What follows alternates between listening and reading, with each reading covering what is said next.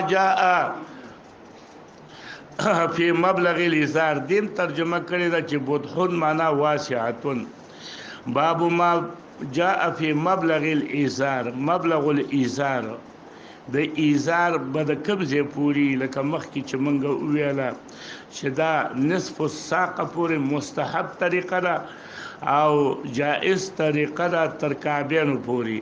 اوس که یو سړی د کعبینو نه ایزار ښکته کوي دا ناجایز ده، دا عمل د خویلاو دی. حدثنا قتيبة قال حدثنا أبو الأحوص عن أبي إسحاق عن مسلم بن نذير عن حذيفة قال أخذ رسول الله صلى الله عليه وسلم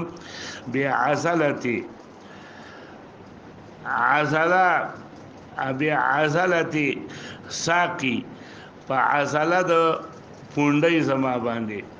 عزله ویل کیږي المحل الزخم من الساق، هغه پیر زید ساق چې دی هغه د څه ویل کیږي عزله. دی پونډۍ کې دا چاق زی نه دی غوښه چې پکې ډېره ده، دا نصف الساق دی کنه. نو دغه زی لالونیو او وی ویل هذا موضع الازار، دا موضع د ازار دی. مسنون ازار دا دی، مستحب ازار دا دی. لکه څنګه چې دا حدیث په روایت د نسائی کې راغلی دی چې موضع الازار الى انصاف الساقین، موضع د ازار تر نمۍ د ساقینو پورې دی.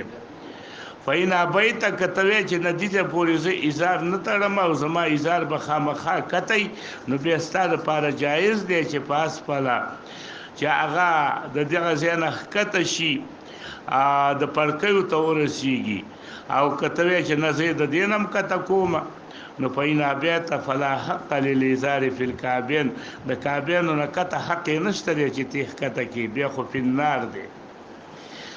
باب العمائم علی القلانس، د قلانسو د پاسه، قلانس جمع د قلنسوا، قلنسوا ټوپۍ، د ټوپۍ د پاسه د عمائمو حکم، یعنی چې دغه د پاسه وي د ټوپۍ د پاسه ته نو د دې حکم څه دی؟ دا وی صحیح طریقه دا ده چې امامه چې ده هغه به د پاسه د چا نه د ټوپۍ نه، دا اولاد طریقه ده. حدثنا قتيبة قال حدثنا محمد بن ربيعة عن أبي الحسن العسقلاني، دا مجهول راوي دی. عن أبي جعفر بن محمد بن ركانة، دا مجهول دی. عن أبيه محمد بن ركانة مجهول دی. أن ركانة صار عن النبي صلى الله عليه وسلم، رکانه یو ځلې پهلواني وکړه د نبی علیه السلام سره. سواره عن نبیه، پهلواني وکړه د پرزولو، یو بل سره پرزول چې وایي.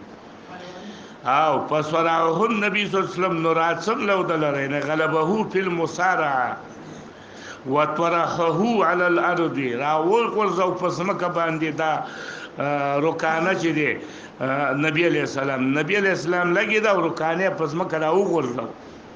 قال ركانة وي سمعت رسول الله صلى الله عليه وسلم يقول إن فرق ما بيننا وبين المشركين العمائم على القلانس، معنى دا چې نحن نتعمم على القلانس وهم يكتفون بالعمائم،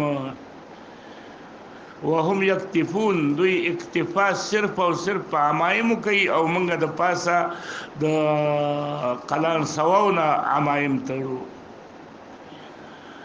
قال ابو عیسی، نو د دې حدیث نه داسې معلومه شوله چې لاندې د عمائمو نه د ټوپۍ په سر کول دا تی معلوم شلو، بلکې د دې استحباب تی معلوم شو.